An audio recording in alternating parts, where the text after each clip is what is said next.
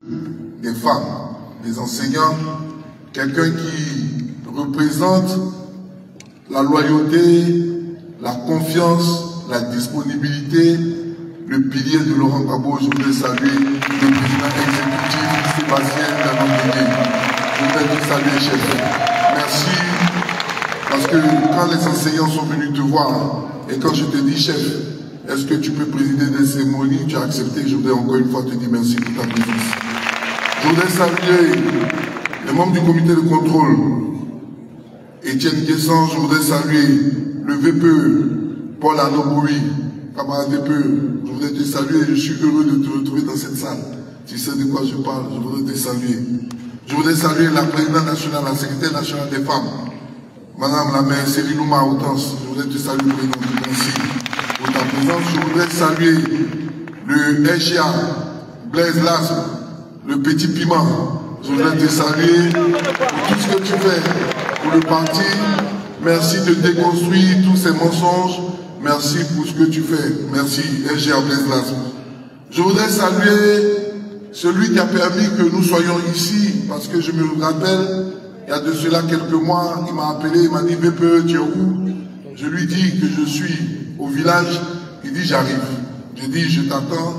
Et il est venu me présenter, le président des enseignants. Il dit, tu es en charge de l'implantation. Parle avec eux, travaille. Et depuis, il nous a laissé travailler. Et je lui ai dit, tu as sémé quelque chose, il faut que tu viennes voir ce que ça donnait. Je voudrais dire merci au bâtiment, le SGA Daï Nestor. Je voudrais te saluer, le SGA. Je voudrais saluer un aîné, un frère, un ami, quelqu'un qui est loyal, quelqu'un qui a tout laissé, quelqu'un qui a fait toutes les marches quand Gbagbo était à La Haye, quelqu'un qui a mobilisé l'Europe pour que Gbagbo sorte de La Haye. Quand Gbagbo est entré, il a décidé de rentrer. Je voudrais saluer le SGA Patrice Couté. SGA, je voudrais te saluer. Je voudrais saluer le président de la commission logistique, Kralui. Merci pour ta présence. Je voudrais saluer le coordinateur régional, Déti Abraham, saluer le SNT Zadibio, en charge de la planification de l'implantation. Quand on m'a passé la balle, je lui ai passé aussi la balle. Je lui ai dit, SNT, voilà le travail que tu dois faire. Il faut que nos camarades soient intégrés dans le parti. Zadibio, je voudrais te dire merci. Merci pour le travail que tu as fait. Je voudrais saluer le SNT Évariste Koudou, saluer le SNT Tiédé Ladislas, le département Agora. Je voudrais te saluer. Je voudrais saluer la SNT Simon Gaté, le SNT Lago Fabrice, la SNT Zadeden, saluer la SNT Sylvie Prépré. Je voudrais saluer aussi le représentant du VPE André Apollinaire. Je voudrais vous saluer. Chers camarades, merci pour votre présence parmi nous. Saluer les membres du Bureau national de la Ligue des jeunes, les nationaux, je voudrais vous saluer. Et du Bureau national de la Ligue des femmes nationales, je voudrais vous saluer. Chers amis de la presse, merci pour votre présence. Merci d'être venus relayer cette activité, cette cérémonie. Il y a de cela quelques jours, je me posais la question de savoir pourquoi des instituteurs décident de venir ouvertement marquer de leur adhésion. Je me posais la question de savoir, adhérer à un parti politique est une chose libre. On peut adhérer à un parti politique, aller prendre sa carte, mais pourquoi ils ont décidé de faire une cérémonie massive pour marquer leur adhésion? Et tout à l'heure, quand j'écoutais le président Do, j'ai compris que les instituteurs de Côte d'Ivoire, mais au sens large, les enseignants de Côte d'Ivoire, sont repartis dans le livre des souvenirs de la Côte d'Ivoire et se sont rappelés de ce que Laurent Gbagbo a fait pour eux. Et à l'écoute du discours du président Do, quand il a commencé à rappeler, j'ai vu quelqu'un qui, dans son regard, j'ai vu quelqu'un qui, dans son discours, se posait la question à quand? Quand est-ce que nous allons revivre cela? Quand est-ce que nous allons revivre d'avoir un président qui est soucieux des enseignants de Côte d'Ivoire?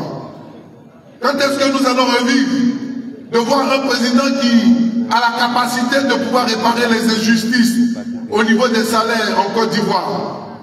qui a refusé que certaines personnes puissent avoir 80 000 et d'autres 80 000.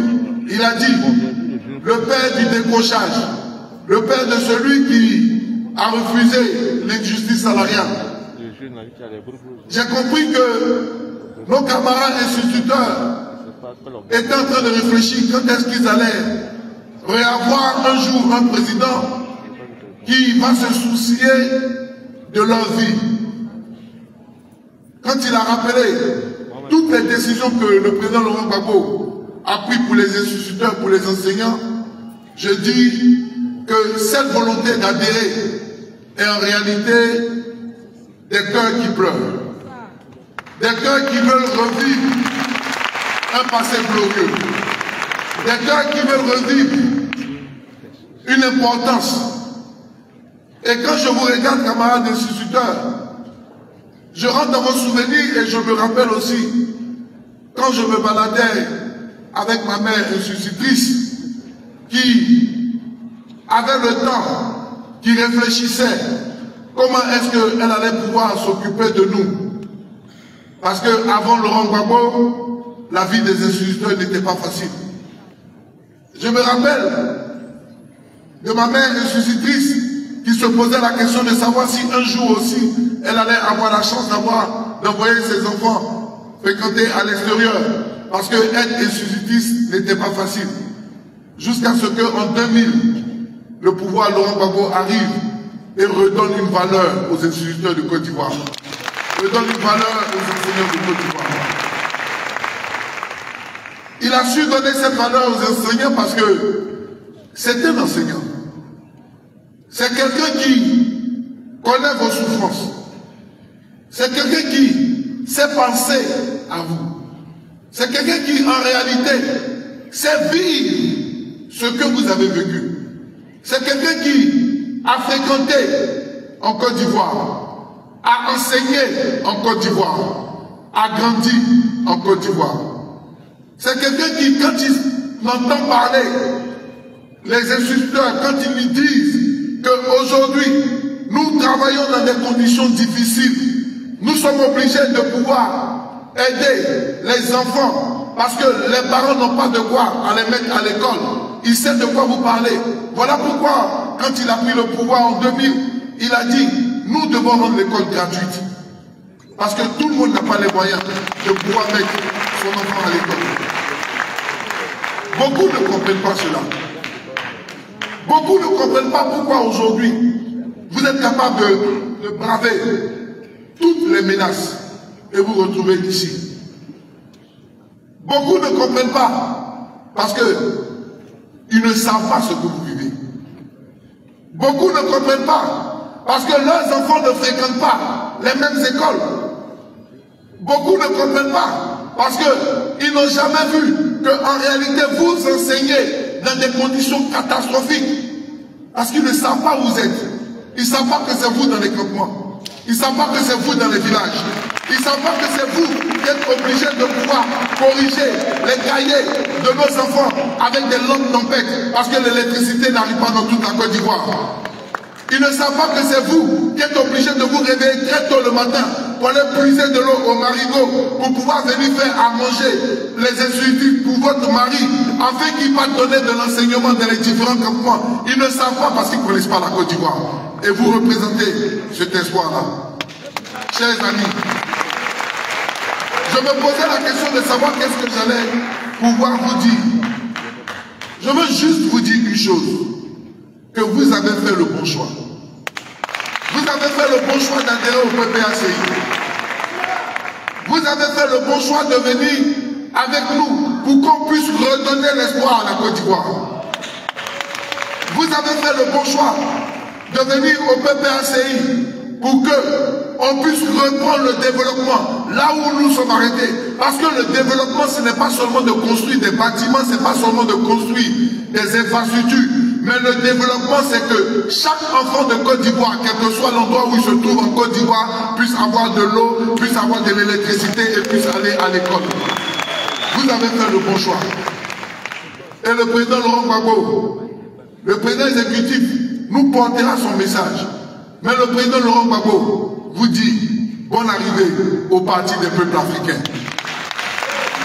Il vous dit, bonne arrivée au parti de ceux qui connaissent la Côte d'Ivoire, de ceux qui connaissent les Ivoiriens.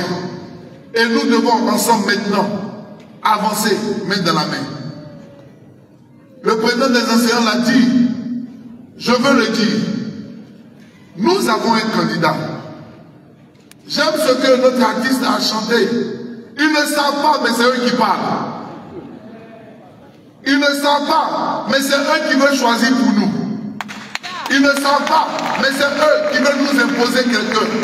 Au Parti des peuples africains, depuis le 10 mai 2024, nous avons choisi un candidat, il s'appelle Laurent Gbagbo, et nous ne changerons pas de candidat. Il est notre candidat et il restera notre candidat.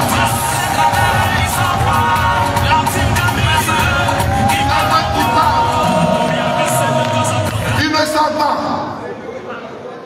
Ils disent pourquoi lui. Et aujourd'hui je vais dire pourquoi pas lui. Il dit Gbagbo Laurent a dirigé la Côte d'Ivoire, mais je veux le dire, il a dirigé la Côte d'Ivoire, mais il a laissé un travail et il a décidé avec le Parti des peuples africains de revenir pour resserrer les clous que les gens ont déstabilisé et réstabilisé la Côte d'Ivoire. Et c'est ce candidat-là que nous devons porter. C'est ce candidat qui porte un projet. Il dit que il faut que nous fassions de l'école ivoirienne une école qui forme un citoyen. Une école qui forme quelqu'un qui aime sa nation. Nous devons repartir parce que l'école ivoirienne aujourd'hui ne forme pas. L'école ivoirienne aujourd'hui produit des gens qui n'ont pas la capacité de travailler. Pourquoi? Parce que dès le départ, ils ont changé le système de recrutement des enseignants.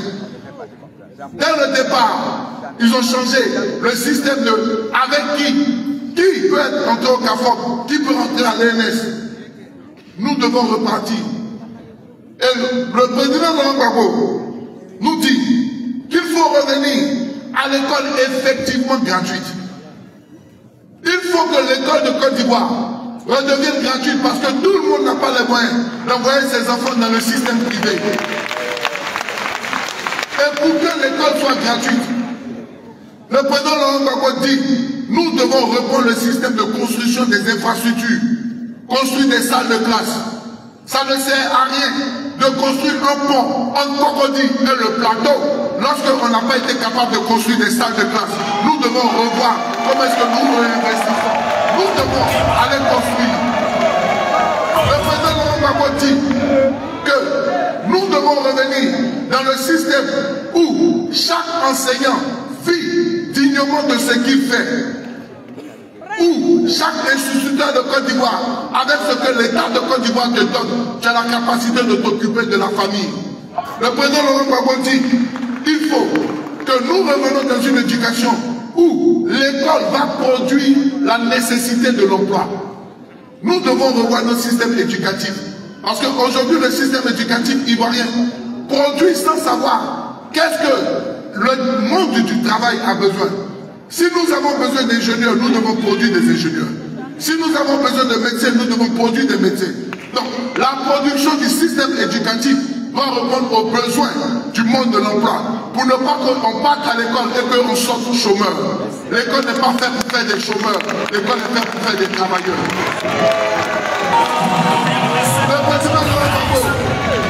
Le président Laurent Gbagbo dit, nous devons ramener la jeune fille au système, au centre du système éducatif.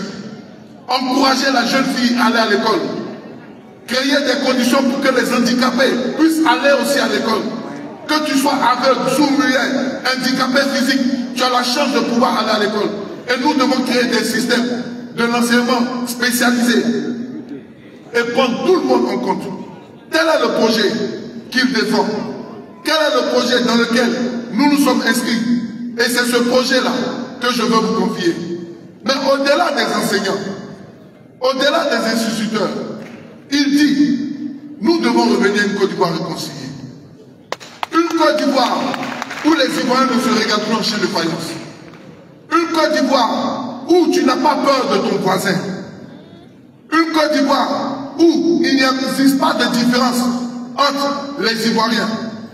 Et celui qui incarne la réconciliation, c'est celui qui a été la plus grande victime. Il a été la plus grande victime. Il est celui qui est prompt et celui qui est capable de pouvoir parler du pardon. C'est la victime qui peut pardonner, mais ce n'est pas le bourreau qui pardonne. Et il dit, il s'engage à réconcilier les Ivoiriens. Il dit qu'il s'engage à pouvoir faire un seul et unique mandat.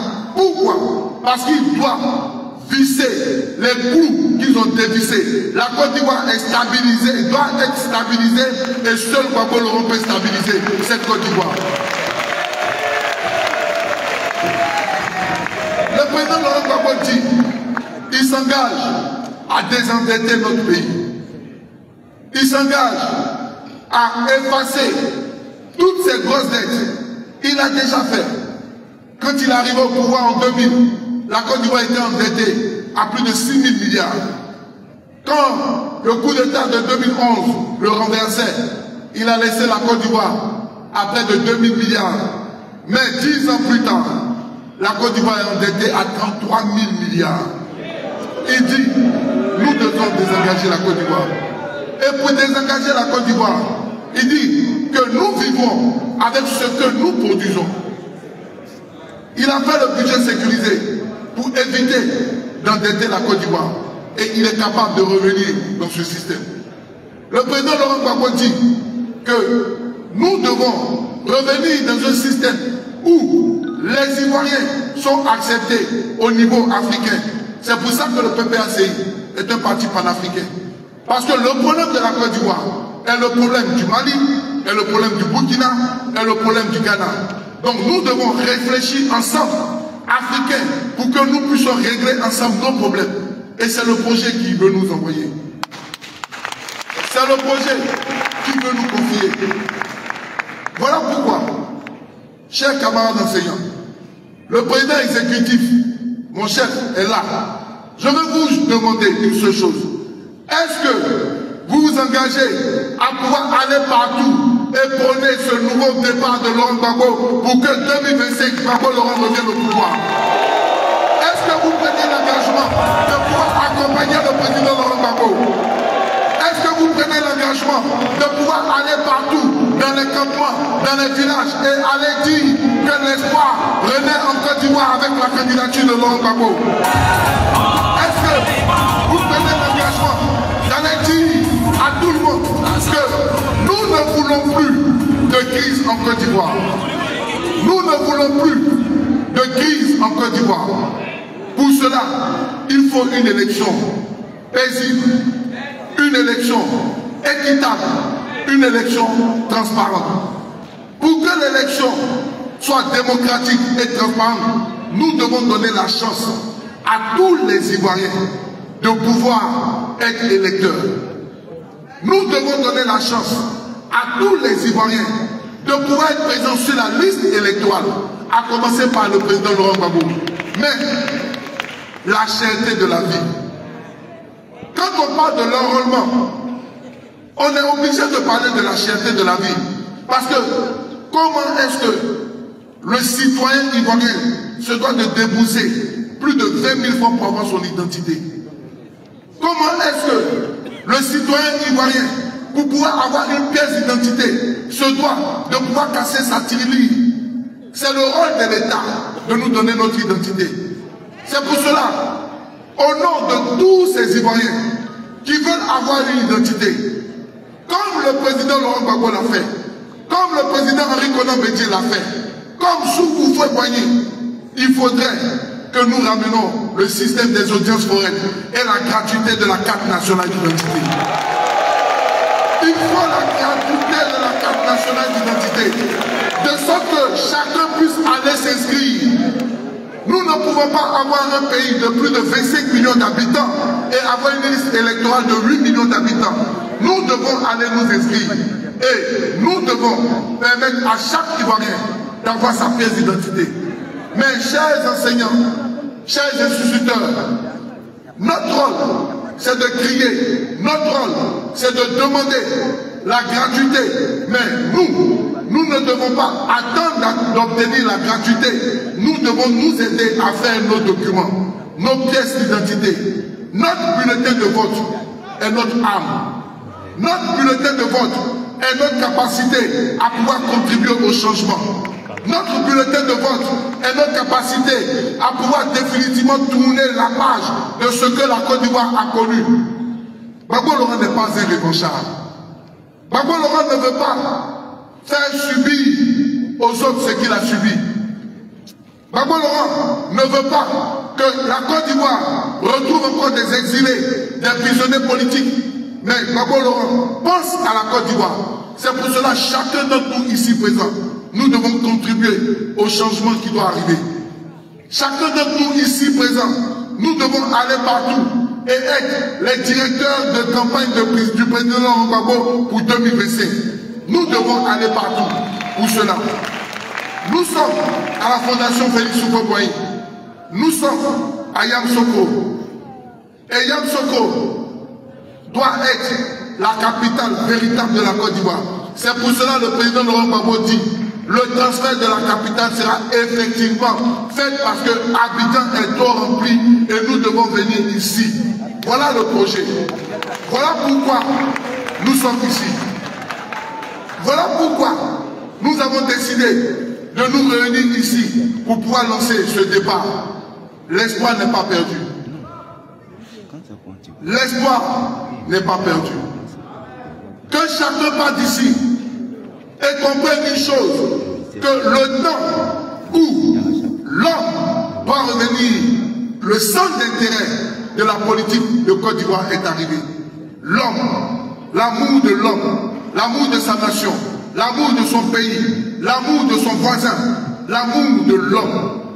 Nous ne voulons plus d'une politique de chiffres, mais nous voulons une politique où l'humain revient au centre de la politique ivoirienne. Nous ne voulons plus une politique où les chiffres vont se succéder. Nous ne voulons plus une politique de démonstration de chiffres, mais nous voulons une politique de démonstration de l'amour de l'autre. Quand tu aimes l'autre, tu ne fais pas de mal à l'autre. Quand tu aimes l'autre, tu pardonnes. Voilà le message que le président Laurent Gbagbo nous amène à vous dire. Camarades, l'espoir nouveau est né. Chers amis instituteurs, repartez d'ici en séchant vos larmes, mais repartez d'ici en disant que chaque jour qui nous envoie vers 2025 est un jour pour un départ nouveau pour la Côte d'Ivoire. Et je vous pose une dernière fois la question. Est-ce que vous êtes d'accord que le président Laurent Gbagbo revienne au pouvoir en 2025? Est-ce que vous êtes d'accord que le président Laurent Gbagbo revienne au pouvoir en 2025? Si vous êtes d'accord, alors maintenant, en partant d'ici, vous devez savoir que la balle est dans notre camp. Allons-y et que la Côte d'Ivoire gagne avec Gbagbo Laurent. Je vous remercie. Que Dieu bénisse le président Laurent Gbagbo. Que Dieu bénisse le président de Côte d'Ivoire. Je vous remercie. En ovation, le vice-président de notre qui prête pour son discours. Il est vraiment là.